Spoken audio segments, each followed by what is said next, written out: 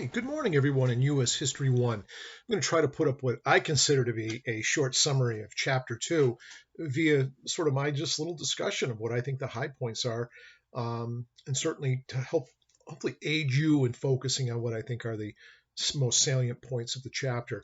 I tend to be a bit long. I try to do these fresh every semester, and I know my previous semesters, I usually go well over an hour in terms of videos. And then recently, some of my friends have been sending me some YouTube videos related to either the practice of law and some evidentiary ruling stuff, or just even topics related to history or political science. And I cringe if it's over 5 minutes long. So my apologies for my past indiscretions on going too long, and my apologies for this one because it's probably going to be longer than 20 minutes. But I'm trying to keep it tight, try to keep it very summarial in fashion, very narrow to the big nugget issues. And hopefully we'll get through it, and hopefully you'll find some aid in looking at these things or listening to them in the background while you're doing other things. We're in Colliding Cultures, Chapter 2 from American Yelp. And we start off with basically the Spanish success. I don't know, success makes it sound like it's pleasant for everybody. We know it was for them. They reap huge financial benefits, but basically plundering the Aztec and Inca empires in the New World, from South America and Central America. They don't do so well in North America. Do they come in with sort of colonization and to try to do everything from trade to extradite raw materials, to look for gold, silver, slaves? All of those things were on the forefront, but they never had quite the success in terms of stable governance and control that they had in Central America and in South America. They do come up through the panhandle all the way over to Florida, all the way over to California, into New Mexico, but they never really quite get the degree of foothold that other European nations will develop later on. It's tenuous. It's so widespread, and their colonization process is a little bit different than the other European nations. Basically, it's young males that come over to try to seek out a new existence, and they never have the ability at least in southwestern United States and in the southeast of the United States, have the same financial reward, and so the holds were often tenuous.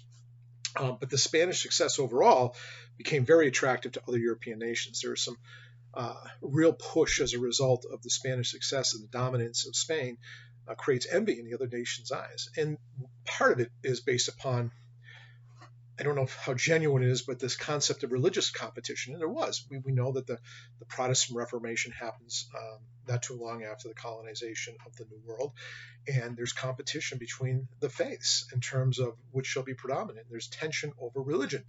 We know that Spain stays loyal to the Catholicism, and the process of their colonization was very brutal to the Native Americans. They tried to convert some to Christianity, to Catholicism, and others were put into forms of slavery. There was a lot of inhumane treatment of Native Americans, no question about it.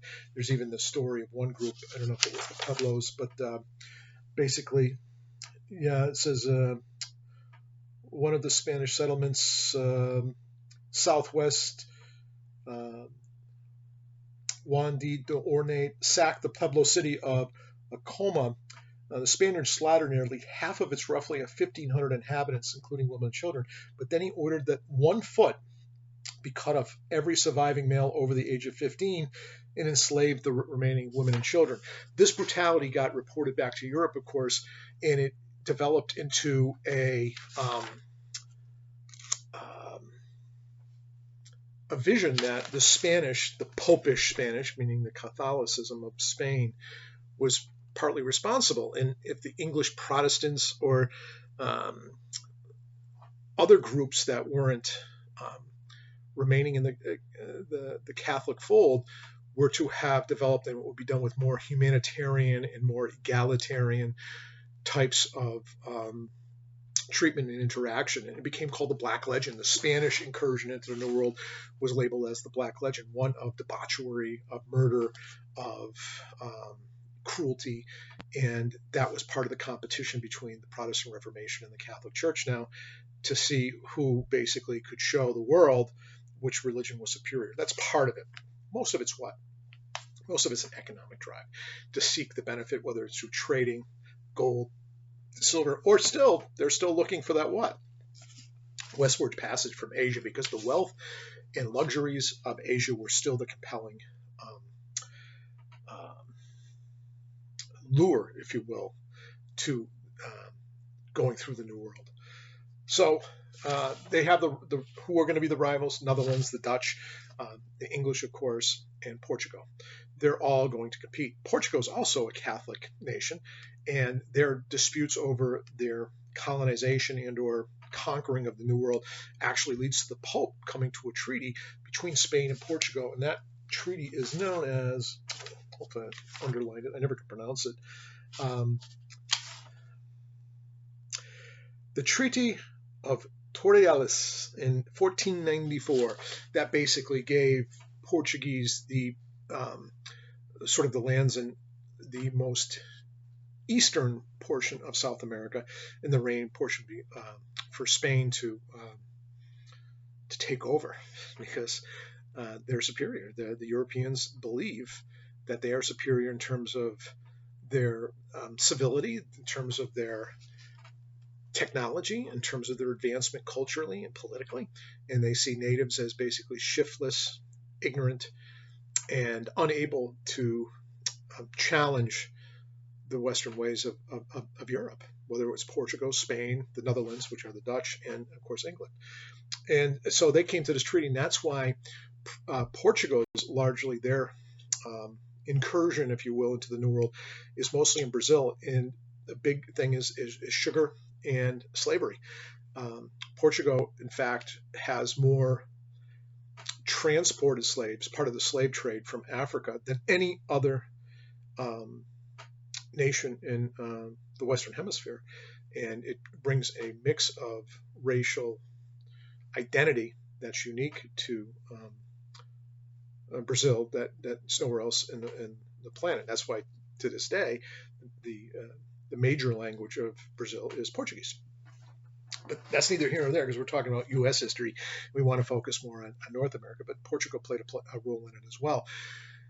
The French start off going a little bit more north. They're going to go up into the St. Lawrence River, and they're going to think that riverway, which does go in right into the Great Lakes pretty much, they think that they have a passageway potentially to get to Asia. It's still their goal. They have a very different relationship with Native Americans. They don't see them as enemies or as to be conquered, but they see them as trading partners. In fact, much of the early French settlements along the Huron and up in Acadia, which is now New Brunswick, were a very successful relationship with the native tribes there, because it wasn't to conquer, it wasn't to steal, it wasn't to cajole. I'm sure some of that happened, but in terms of the most part, it was a symbiotic relationship, a very successful one for many, many years to come. And later, that will play even into the Revolutionary War, the way in which the French had a relationship with native groups. Not all native groups were unified, so unfortunately, the French would sometimes get tied into be in allegiance with one native group that was at war with another native nation that was here in the continental United States, and so that brought some conflict. But that goal was never conquering; it was to work with, and so that created a very different dynamic between the French and the Native Americans. I'm trying to look at some of the highlights here as the French came over. Yeah, and I just underlined this: the French preference for trade over permanent settlement. They weren't looking for permanent settlements; they were looking for basically footholds or posts to engage in trade, fostered more cooperative and mutually beneficial relationship with Native Americans than was typical among the Spanish and English. Although another Catholic nation, the French, when they brought over missionaries, would often live within the communities of the native groups and not try to do it through force and domination, but through sort of admiration. They would try to basically get voluntary converts to the faith, and it had a much more successful, less tension-filled relationship than the Spanish and the Portuguese. Now the Dutch are very interesting because they are the wealthiest, most capitalistic, most well-organized small nation in the world, and their seafaring skills are incredible. And they come over, and their first settlement and their major settlement is really New York. They settle New York. And when they do, they buy Manhattan, and they have a very different image about how, or a different philosophical view of how the Native Americans should be brought out. brought about. And one of the things I think that's most interesting is it's based upon a philosopher, Hugo Grotius, a legal philosopher who believed that native peoples possess the same natural rights as Europeans. So when they dealt with Native Americans, they would offer not necessarily fair market value, but they would bargain at arm's length and try to buy land, although Native Americans might not understand the concept of buying land, own it, to the exclusion of others and all of that.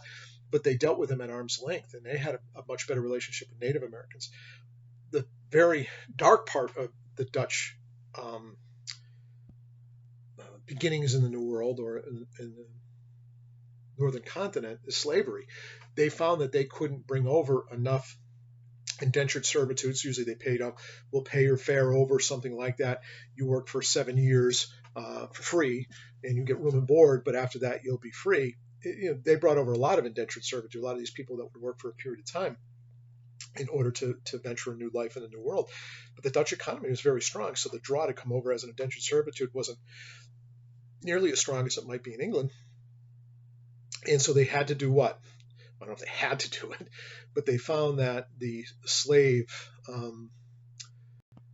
commodity was very, very attractive. And so slavery, African slavery, became much more prevalent with the Dutch. Now, the book does a very nice job of crossing this discussion without being offensive, but slavery in this era is very different than slavery in the antebellum era, just before Civil War.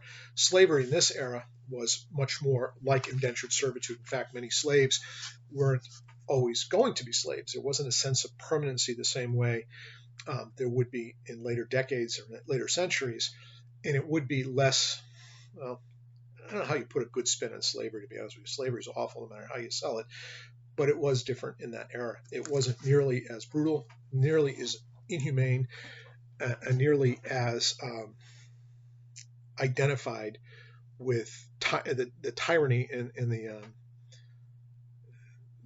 overt domination of will and spirit that it is in the 17 or the the 1800s of the United States of America. So we know that Native Americans also couldn't push back with regard to, not that they wanted to too much with the French. They actually welcomed it. They loved to get the steel axes, guns, and some of the European goods, the wampum, which were decorative shells that were from a different tribal group along the eastern seaboard. They welcomed the trade because they didn't think of the French as bringing whole families in to develop properties on large-scale methods to basically take away their hunting regions and their regions where they lived in coexistence with them. I think it's a real interesting history, this early on part. And they create this sort of middle ground between different Native American groups. But what was very interesting was by the time these groups start coming over, much of the Native Americans are already wiped out as a result of the smallpox infection. They estimate somewhere up to 90% of the Native American groups on the North American soil were wiped out as a result of the early inclusions back into the Caribbean, so-called East Indies, back when Columbus came over. The European disease just wiped them out. So a lot of people say, well, why couldn't the Native Americans put up a better fight? Well, they weren't fighting the French, at least initially, and they weren't even fighting the Dutch, at least initially, because the Dutch also had a very different relationship with Native Americans than the English and the Spanish do. But they were also completely decimated in terms of numbers, down 90%. You can imagine that just the ability to fight war against the European incursion, which just didn't have the numbers anymore. The other thing was there wasn't hostility at this juncture, not with the French, not with the Dutch. There certainly was with the Spanish, though. And the English don't get into the game until a little later on. So beneficial relationship goes back and forth. We talked about the Dutch. Dutch were unbelievable capitalists, and they really knew how to sell the investment. So it wasn't just the Dutch political body that was sending people over, and nor were the French. These were investors. Investors in conjunction with government sanction would develop this. The English would mimic or copy the Dutch, what we call stock companies, which is basically modern day corporation equivalent, if you will, on some level. These kind of investments, it was all for commercial. It wasn't they often put this religious spin on it to make it sound like it was about spreading the word of God. Yeah, there's some of that element to it, but it was much more about an economic adventure. So Dutch, they brought in slavery. Armed conflicts did eventually develop, and I love this quote here with the Dutch. Armed conflicts erupted as colonial settlements started encroaching on native villages and hunting lands. Profit and peace could not coexist. So initially, when the Dutch even were working well with the Native Americans, that was lost. It largely remained, though, with the French for some time to come. So labor shortages crippled the Dutch colonization. What did they do? The colony imported 11 company-owned slaves in 1626, the same year that the Dutch purchased Manhattan. So this is the first in terms of the Dutch in 1626 actually brought slaves into New York, and they helped build Manhattan. And they bring them in later. The Dutch trade brings them to English settlements down in the Chesapeake Valley area in 1619, and that's one of the things that's in controversy right now in our nation. Is many school districts are discussing, talking about creating a curriculum based upon U.S. history that surrounds the year 1619, because that's when slavery was first acknowledged to have had its inception in our country, bringing over slaves from the African continent.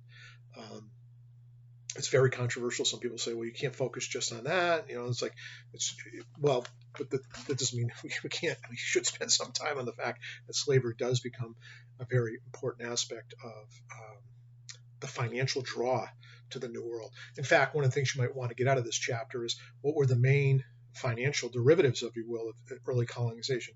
Really two things. It was sugar and slaves. And the sugar didn't come from so much the continental United States.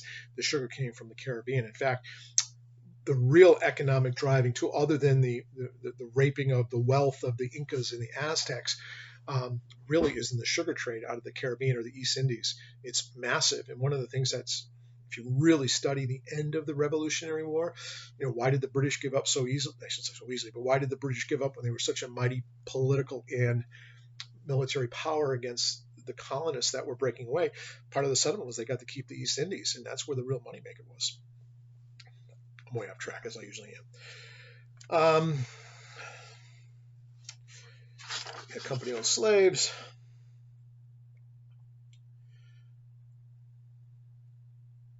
Yeah, and the Dutch were really interesting. I'm getting off track here. Dutch over in the Netherlands were a very interesting culture, very, very liberal, a lot of personal liberties and freedoms of the people. The government was not necessarily a pure democracy, but the people had a lot of religious freedom, a lot of political openness in terms of being able to free speech, things of that nature, and they were a bit of a free and fast, loose society. Different religious groups, in fact, the Puritans that come over to escape religious persecution in Great Britain, initially fled to the Netherlands. But why didn't they like the Netherlands? Because the society was so free and open that they didn't want their children being raised around such a, sort of a liberal community. But I'm a bit off track. But they did believe in these personal freedoms and the rights of human beings that were paramount. But then they bring in this inconsistency over slavery. And how can they justify it? It's bigotry. The only way they can justify it is by Trump somehow suggesting that African Americans aren't the same race. They're not of the same race as white humans. And it's really a sad lineage that's going to, exist throughout colonial America right up into some could argue right up to today. Racism is sometimes the justification for maltreatment of different groups of people. The Dutch had to somehow justify it because they were such a progressive people in terms of their political thought and their human ideology that it was so very inconsistent with them to be part of the slave trade.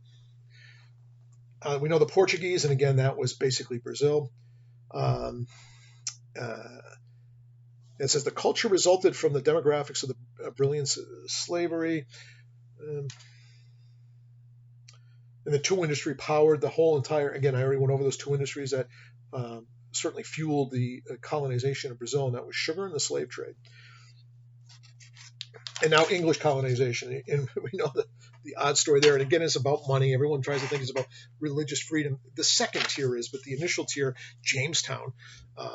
Jamestown was purely to get gold and wealth and all of the things that relate to mercantilism and trade potentially. And they came over and they sent a bunch of, for lack of a better way of saying it, gentlemen over. They were not equipped at farming or building buildings or shelters or agricultural sustenance or hunting. These guys were, they brought all kinds of instrumentation and tools related to mining for gold. And it really became a mess. And so uh, James I, the successor to the Virgin Queen Elizabeth, sends over the Virginia Company, and they create a settlement on Jamestown. What's the problem with Jamestown? Well, it's 1607, and they sail a little bit inland up a river to get out of the way of basically Spanish incursion and or conflict to hide away. And it's in brackish water, basically filthy water that's going to cause human health to deteriorate rapidly. It's very poor soil for any kind of agriculture. Even the Native Americans knew that. In fact, that peninsula where Jamestown is founded, there were no Native Americans to have hostility with or dealings with because the Native Americans recognized it as an area not to inhabit it. It was just a horror show. And I love the quotes. I know I underlined. Yeah, it says, fewer than half the original colonists survived the first 9 months. They died. In fact, the half that survived, the reason why they probably survived, were the Native Americans were actually helpful. They helped feed them to some degree, and they were cooperative with them initially. And that was Chief Powhatan, whose daughter is Pocahontas. And Pocahontas, there's some warring later, but there's some peace created because Pocahontas marries an English settler. A lot of people think it's John Smith. She saves John Smith from execution by the Powhatan Indians, but she actually marries a fellow by the name of Rolfe, and she becomes a cause célèbre over in Europe. She goes over in Europe, learns the English language, and becomes sort of a showpiece, for lack of a better way of saying it, over in England. But that creates peace between the English colonists on Jamestown and Powhatan. Oh, there is a little note here. If somebody wants to know, there was an initial island that right off I think it's North Carolina, it's Roanoke, and they didn't survive. A group went back to get supplies, but they were held up for a couple of years. When they finally got back to Roanoke, the whole colony disappeared without a trace, no messages, no notes, no nothing, other than something carved into a tree. I believe it was what is this? I think it was the name, Croatan, Croatan was carved into a tree. Some people believe that means, the Native Americans were called Croatans. Maybe they killed them or took them or absorbed them. It's not really known. New theories come out all the time based upon very speculative evidence. So I think that's going to remain a mystery forever. So this and it is the first English settlement that survives. Roanoke does not survive, but Jamestown does. Man, it just never gets going anywhere. It's the first permanent English colony that exists to this day. I mean, if you want to know like a little trivia, that's the first one, Jamestown, not based upon religious freedom, not coming over because they're leaving persecution over England. These are not the Puritans, although there may have been some Puritans among the group that came over. These were largely money makers, people trying to get gold or trade or I don't know what they think they would find over here that'd be worth money. But they starved to death. They're eating leather, boiling shoes. They're eating their horses, their dogs, rats and mice, and apparently cadavers. They are digging up previously. I think there's some fairly strong evidence that this had occurred, that they were digging up fresh grave. I don't know how fresh a grave is. This is, I think, before bombing practices were practiced in English colonies. And they would eat their dead. I guess one guy actually killed his wife, and then he had to be killed. I know it sounds bizarre, a little dark humor here, but I always thought after he was executed, did they eat him? Rather kind of odd. I probably should edit that out, but it's just one of the weird phenomena that the English colony sometimes gets romanticized as being this huge success. It was a horror show, and for years and years and years it stays as such. We know in 1614, starts in 1607, 1614, finally the marriage of Pocahontas to John Rolfe. They eased relationships with Powhatan. The colony still limped along, commercially, disaster, not doing anything. Then what happens? John Rolfe, the guy that marries Pocahontas, he experiments with different forms of tobacco, which grows very well in that region, the Virginia's Chesapeake area. And it booms. The call back home, they love tobacco. It becomes the addictive source of leisure all through Europe. And here's the thing I want you to kind of highlight in the book that I think is important here. It says, Within 15 years, the American colonists were exporting over 500,000 pounds of tobacco per year. Within 40 years, they were exporting 15 million pounds of tobacco. It saved the whole English settlement. There's no question about it. So we say, what was the turning point? They finally get organized. John Smith, who was a great organizer, he does kind of take control of the colonies and say, either work or you starve, your choice. And some people did decide to just starve to death. But he really got people back in gear and started to at least make a go of it. But it was really the real turning point, the money maker. When you have money, money comes back over, supplies start coming over, it's tobacco. And that's the thing I need you to know. And again, now the great labor vacuum inspired the creation of the headright policy. The headright policy, you should know, this is to get an insight into or get a motivation for English settlers to come over. And unlike the Dutch, there was an English incentive because there was a lot of people in England because of the farming collapse of agrarianism was collapsing. People were basically over half the nation was in poverty. So there was the push-pull. The pull is, hey, you might be able to make a huge fortune for you in the future, in the new world, new beginnings and things like that. And the push was maybe you were a Puritan, maybe you were being persecuted back at home and you wanted religious freedom. But nonetheless, they created a to really make an incentive to get people to come over was a headright system. And it gave you basically, if you migrated to Virginia, you automatically receive 50 acres of land after you pay off your period of indenturedness for the cost. And any immigrant who paid the passage would entitle to another 50 acres. So if I was already over there and I paid for you to come over, you'd get your land, but then I'd get another additional 50 on top. That was a huge incentive, but it wasn't enough.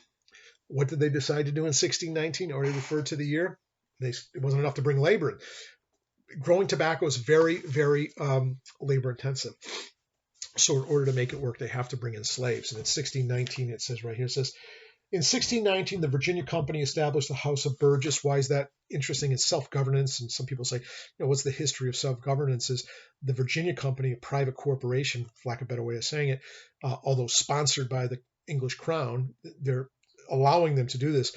They set up a form of governance, and the set of governance has a certain degree of democratic ideals, if you will, representation, and that sort of sticks with the nation forever, or the colonies forever until we become a nation.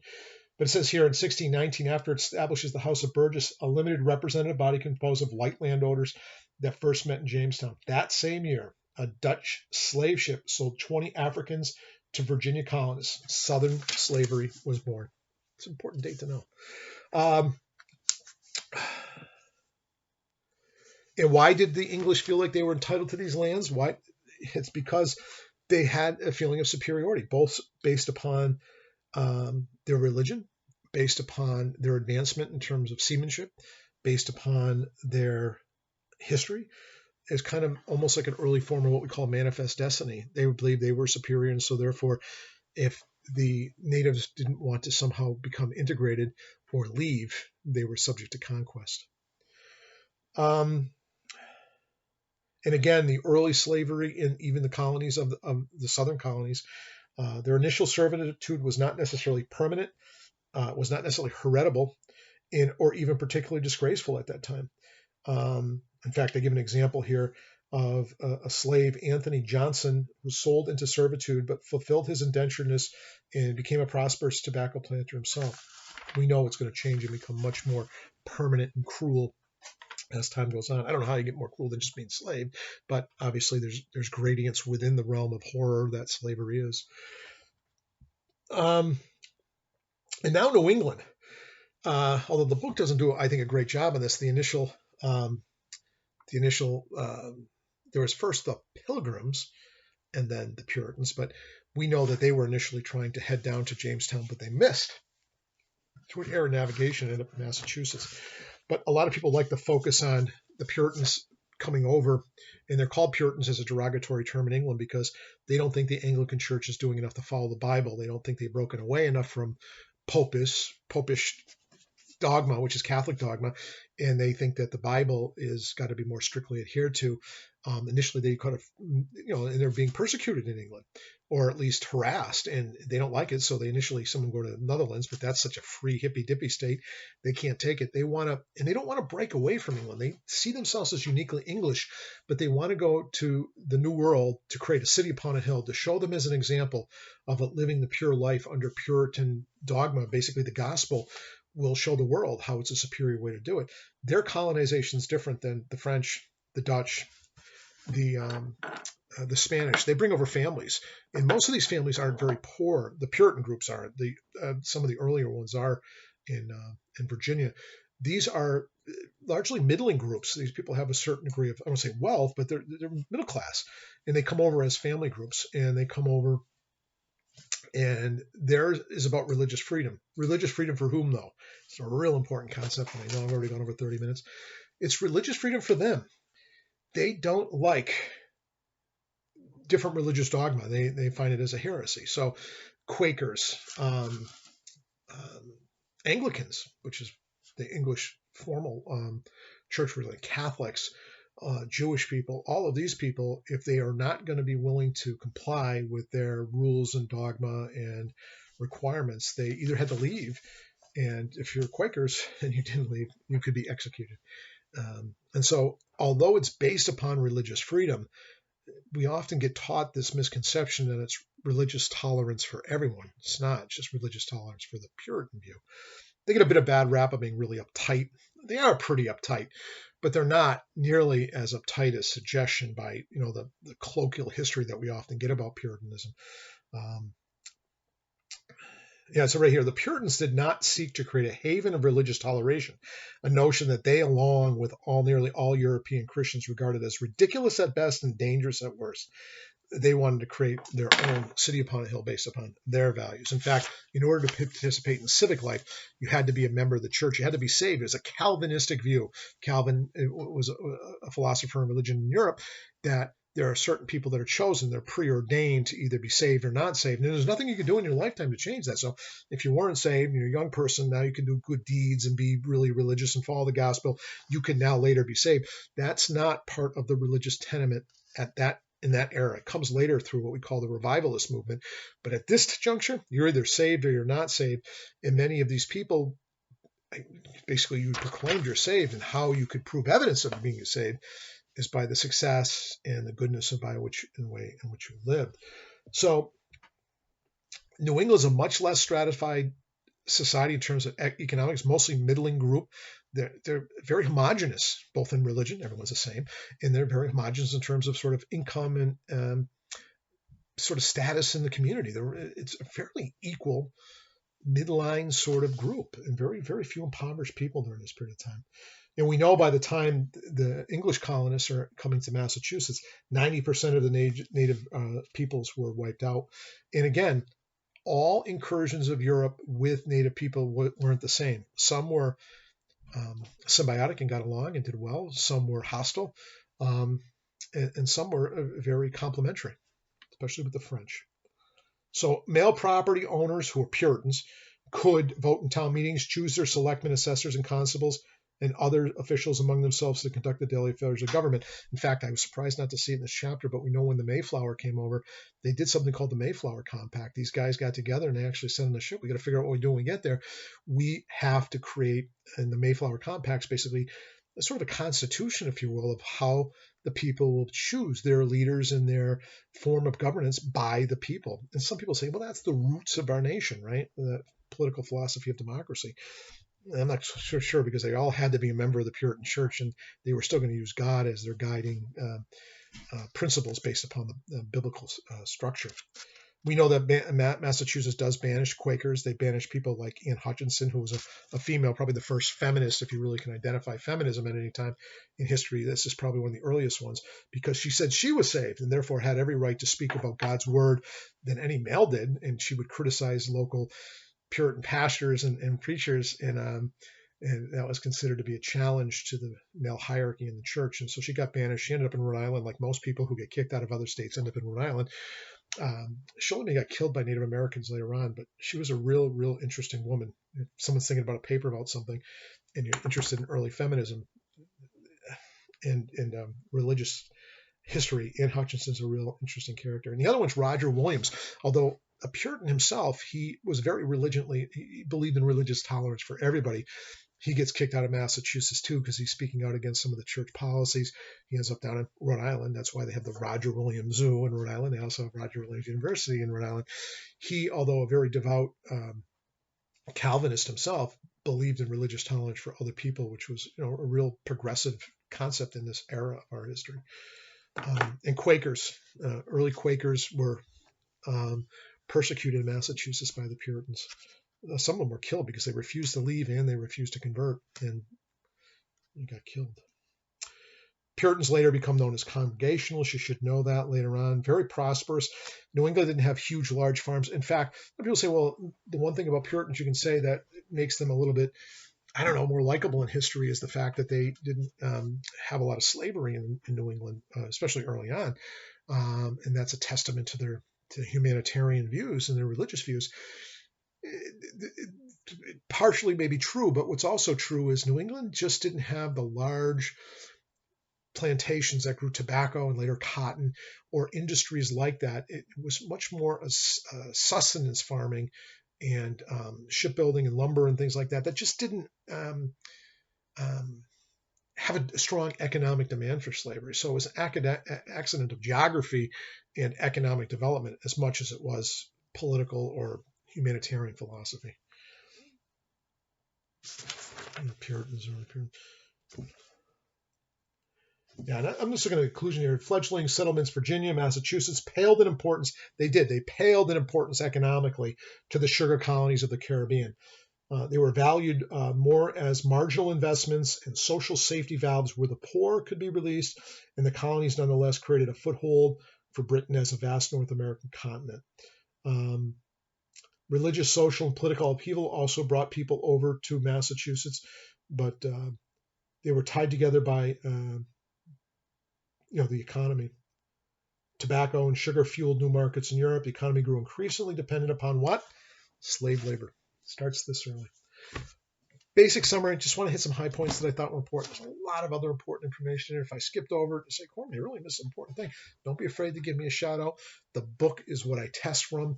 I put up some other videos that other people are much more creative and artistic and have little fancy slides and reenactments and things like that. Sometimes up in a video section on Blackboard. Don't be afraid to look at those too. Otherwise, be well.